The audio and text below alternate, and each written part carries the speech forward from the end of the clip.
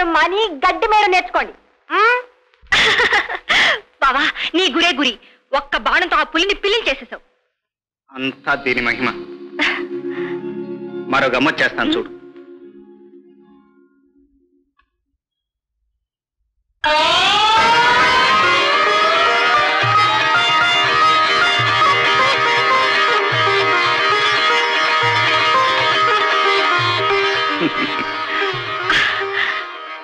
బావా ఇంతకు ముందు నాకు నువ్వంటే ప్రాణం. మరిప్పుడు? ఇప్పుడు నాకు ఇదంటే ప్రాణం. నాకు ఏది ప్రాణం అని చెప్పనా? నాకు ఇది.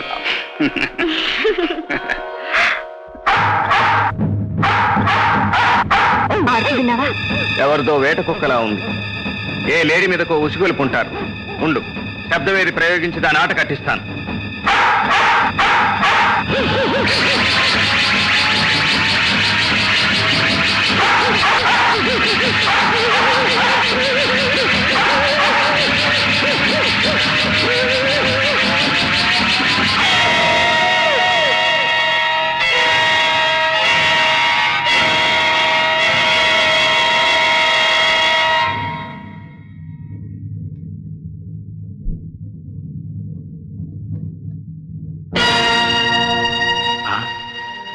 శబ్దవేది.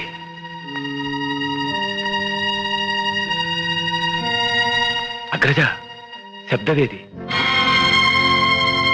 దీన్ని ప్రయోగించగల వీరుడు లోకంలో నీవు తప్ప మరొకడున్నాడంటే నమ్మలేకపోతున్నాను. మీరెవ్వరూ నమ్మద్దు. మా బావ గొప్పతనం చచ్చిపడిన మీ కుక్కని అడగండి, అదే చెప్తుంది. నువ్వా? అవును, నేనే. గురుకులంలో అడుగు పెట్టకుండా మనం తరిమి కొట్టిన కులం తక్కువ వాడేమిటి, విలువిద్యలో ఇంత గొప్పవాడు కావడం ఏమిటి అని ఆశ్చర్యపోతున్నావా? ఎంత కండ కావడం! ఈ కండలు మీ దయతో పెరిగినవి కావు. మరొకసారి సాధు జంతువుల మీదకు జాగిలాలను ఉసుగొలిపారో చావబోయేది జాగిలాలు కావు. హద్దు మీరు ప్రవర్తించకు. వేట మా జన్మ హక్కు. జన్మ హక్కు. ఆయుధ బలంతో అధికారం చేజిక్కించుకుని అమాయక ప్రజల జీవితాలను వేటాడుతున్నది చాలక పాప పంకిలమైన మీ నగరాలకు దూరంగా పచ్చిగడ్డి పడియ నీరే ఆహారంగా బతికే మూగజీవాలను మీ వినోదాలకు విలాసాలకు బలి చేసే అధికారం ఎవడిచ్చాడు మీకు? మేము సార్వభౌములం. నమ్మెదిరించే అధికారం నీకెవడిచ్చాడు? సమాధానం కావాలా దొరా? కావాలి. మరి రాసుకునేందుకు గంట ఉందా? పిల్ల, మహావీరులం, మాతో పరిహాసం, నిప్పుతో చెలగాటం. ఆడదానివి కాబట్టి బ్రతికిపోయావు. సోదరా, కొదమ సింహాన్ని ఎదురుగా ఉంచుకొని కుందేలు మీదనా మీ ప్రతాపం? అద్ది మాట. స్థితులైన రాత బిడ్డవంటే నువ్వు నిలువునా కుంగిపోతున్నా నిజం ఒప్పుకున్నావు. మా బావ కొదమ సింగమని. ఏకలవ్య, నీ హితవు కోరి చెబుతున్నాను. నిష్కారణంగా మా జాగిలమును చంపినందుకు అపరాధ సుంకంగా 100 లేళ్లను ప్రాణాలతో పట్టి మాకు అప్పగించి నీ ప్రాణాలు కాపాడుకో. బావా, ఎవరు చాలా దూరం వచ్చింది. ఇక నానేయడం మంచిది కాదు. ఉతికి ఆరేయడమే. ఆ పని బాణాలతో చేస్తావో బండ్రాలతో చేస్తావో నీ ఇష్టం. వీళ్ళు తమకు మాత్రమే సొంతమని వెర్రవీగే ఈ అహంకారులకు వెంటితోనే బుద్ధి చెప్తాను. అంటే యుద్ధం ప్రకటిస్తున్నావా? నీ ఇష్టం వచ్చిన అర్థం తీసుకో. బండల మధ్య పుట్టి పెను బండలే అందగా కల్దమూలముల్ తిండిగా కొండలం తిరుగుదేబెవు నీ ఒక ధీరువోలే. కోదండ కళా ప్రచండ భుజ తాండవ మండను నన్నెదుర్తువే. ఈ పాండు తనూజుతో రణము పక్షుల గొట్టుట కాదు భిల్లుడా. నానారాజ శిరః కిరీట కురువింద ప్రాప్త పాదుడు విజ్ఞానారోధమయ స్వరూపుడు ధనుశస్త్రాస్త్ర వేద్యుడు నీ స్థానాచార్యుడు రేణుకాసుత దయా సంలబ్ధ సర్వజ్ఞుడౌ ద్రోణుమద్గురుదేవు నిల్చి తులువా తోర్గర్వముల్ బాపెదల్.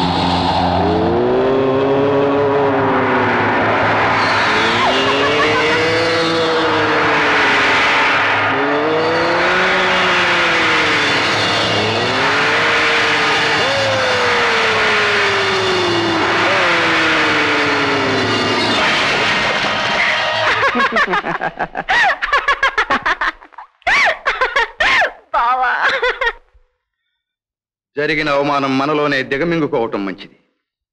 బయటకు పొక్కితే వీరాది వీరులమని విర్రవీగే మన బ్రతుకులు వీధిని పడతాయి. గుర్రాలకు నోళ్లు లేవు కాబట్టి సరిపోయింది. ఉంటే పాండు భూపాల పుత్రుల పరువు ఈ పాటికి ఇంటింటి వినోదమై ఉండేది. దీనికంతటికీ కారణం ఆచార్యుని నమ్మక ద్రోహం. సందేహం లేదు.